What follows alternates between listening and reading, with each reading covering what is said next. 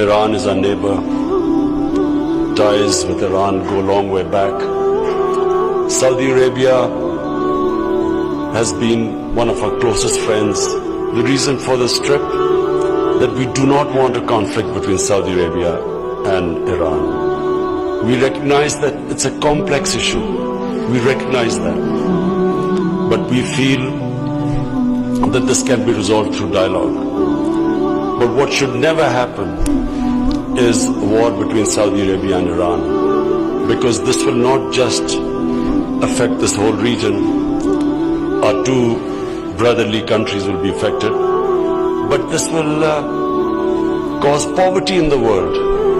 Oil prices will go up. Countries which should be spending money on their human beings will end up spending money on buying expensive oil. So it will create poverty.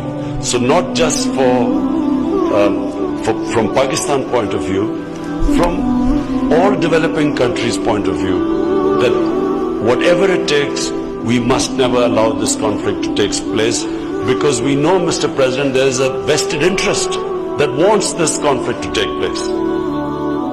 This trip, and inshallah the trip when I go to Saudi Arabia on Tuesday, I want to stress, is purely a Pakistan initiative. It's an initiative taken by us. We haven't been asked by anyone to do this. It is our initiative, and I repeat, because it is imperative that we do not allow a conflict to take place, because, and I again repeat, there's a vested interest that wants this to happen. And so I've been very encouraged. We again want to facilitate our two brotherly countries to iron out your differences. And I repeat again, it's complicated, it's complex, but I feel it's possible to resolve these differences.